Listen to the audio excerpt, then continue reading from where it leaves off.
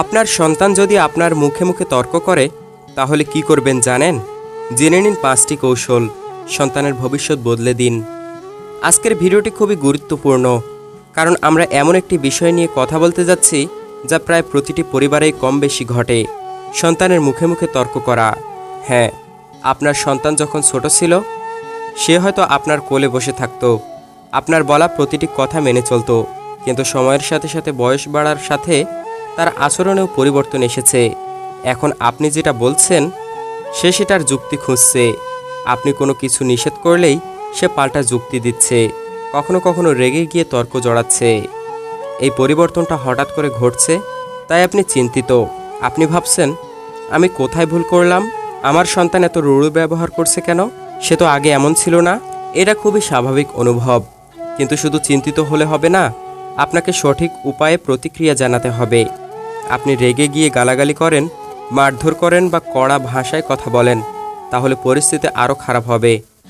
আবার যদি একেবারে চুপচাপ থাকেন বা সব মেনে নেন, তাহলে সন্তান মনে করবে আপনি দুর্বল এবং তার এই তর্কের আচরণই স্বাভাবিক হয়ে দাঁড়াবে। তাই আজ আমরা আলোচনা করব কিভাবে আপনি একজন অভিভাবক হিসেবে আপনার সন্তানের সঙ্গে কথা বলবেন যখন সে আপনার মুখে মুখে তর্ক করে, কিভাবে আপনি নিজের সম্মান বজায় রেখে তার মধ্যে শৃঙ্খলা তৈরি করবেন, এবং কিভাবে আপনি 5টি কৌশল প্রয়োগ করলে যা আপনার সন্তানকে ধীরে ধীরে পরিবর্তন করে তুলবে। এগুলো একদিনে কাজ করবে না, কিন্তু আপনি যদি ধারাবাহিকভাবে এগুলো মেনে চলেন তাহলে আপনি নিজেই বুঝতে পারবেন আপনার সন্তান বদলে যাচ্ছে। আসুন শুরু করা যাক 5টি কার্যকর কৌশল। নাম্বার 1, শান্ত থাকুন কিন্তু নীরব না থাকুন। সন্তানের মুখে মুখে তর্ক করার মুহূর্তে আপনি যদি রেগে যান সেটা স্বাভাবিক, কিন্তু সেই রাগে আপনি যদি মুখের ওপর রিয়্যাক্ট করেন তাহলে আপনি নিজেই তর্কে অংশ হয়ে যাবেন। আপনার সন্তানের সঙ্গে আপনি যখন এক ধরনের প্রতিযোগিতায় লিপ্ত হচ্ছেন, কে জিতবে এই লড়াইয়ে, কিন্তু আপনার লক্ষ্য তো এটা নয়। আপনি চাইছেন আপনার সন্তান বুঝুক, শিখুক এবং পরিবর্তিত হোক। তাই প্রথম কৌশল হলো শান্ত থাকা। শান্ত মানে এই নয় যে আপনি চুপ থাকবেন, বরং আপনি মাথা ঠান্ডা রেখে এমনভাবে কথা বলবেন যাতে আপনার অবস্থান পরিষ্কার হয়। উদাহরণস্বরূপ, যদি আপনার সন্তান বলে, আপনি সবসময় আমাকে বকেন, আমি কিছুই বুঝি না, আপনি কিছুই বোঝেন না, আপনি তখন বলতে পারেন, তুমি কি বললে? সেটা শুনে আমি দুঃখ পেলাম। আমি চাই তুমি আমাকে সম্মানের সাথে কথা বলো। আমি তোমার কথা শুনতে রাজি, কিন্তু তর্ক করে নয়। শান্তভাবে কথা বললে শিশু কি বোঝে জানেন? সে বোঝে আমার বাবা বা মা সহজে ভেঙে পড়েন না, তারা শক্ত কিন্তু ন্যায্য। এই আচরণ ধীরে ধীরে ভেতরে সম্মান তৈরি করে। নাম্বার 2, কারণ অনুসন্ধান করুন, প্রতিক্রিয়ায় নয়। অনেক সময় আমরা শুধুই তর্কটা দেখি, ও মুখের ওপর কথা বলছে, এ এমন কেন, এ কেমন সন্তান। কিন্তু আপনি কি ভেবেছেন কেন সে এমন করছে? তার বয়স কত? সে কি কৈশোরে আছে? তাহলে সে হরমোনাল পরিবর্তনের মধ্যে দিয়ে যাচ্ছে। সে কি কোনো মানসিক চাপ বা হতাশায় আছে? হয়তো স্কুলে বন্ধুদের সঙ্গে সমস্যা হচ্ছে, হয়তো সে নিজেকে নিয়ে হতাশ।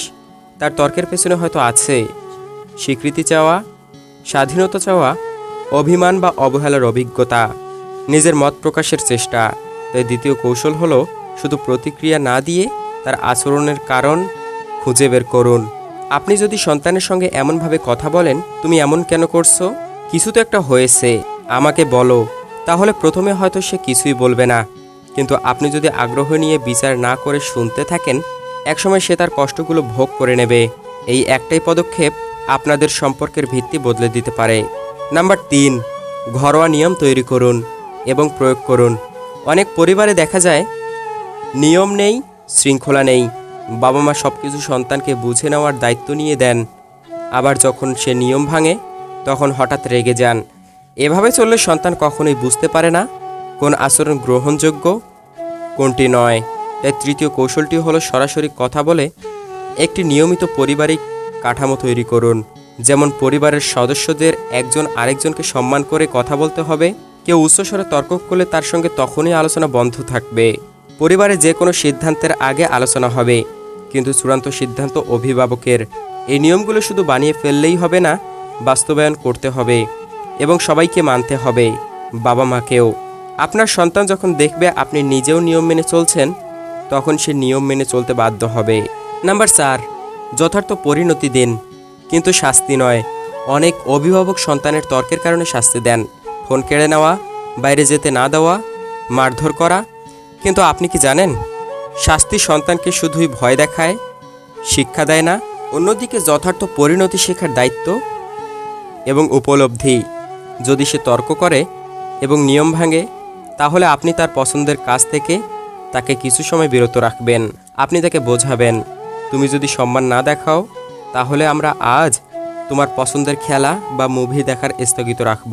এইরকম যুক্তিসঙ্গত পরিণতি তাকে বোঝাবে আচরণের একটা ফলাফল আছে। এটা হবে শিক্ষা, প্রতিশোধ নয়। আপনার লক্ষ্য শান্তি নয়, চেতনার বিকাশ। আর সেই জন্যই এই কৌশল অত্যন্ত গুরুত্বপূর্ণ। নাম্বার 5, ভালো আচরণের প্রশংসা করুন। নেতিবাচক আচরণের নীরব প্রতিক্রিয়া দিন।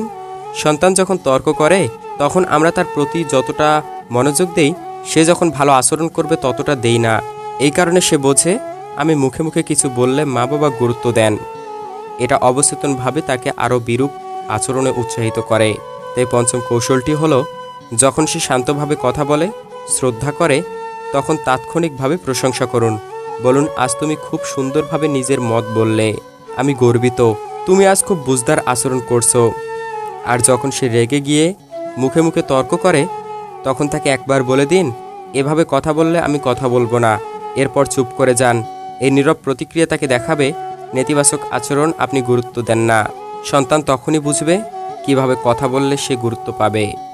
আজ আমরা এমন 5টি বিস্তারিত কৌশল নিয়ে আলোচনা করলাম, যা আপনার সন্তান যদি আপনার মুখে মুখে তর্ক করে, তাহলে আপনি কিভাবে তা সামাল দিতে পারেন।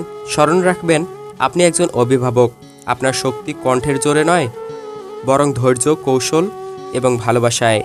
আপনার সন্তানের সঙ্গে আপনার সম্পর্কটাই হবে তার ভবিষ্যতের ভিত্তি। আপনি যদি কঠিন হয়ে যান, সে হয়তো ভয় পাবে কিন্তু বদলাবে না। আবার যদি আপনি একেবারে নমনীয় হয়ে পড়েন, তা সে দিক হারাবে। তাই মাঝামাঝি পথটাই সেরা।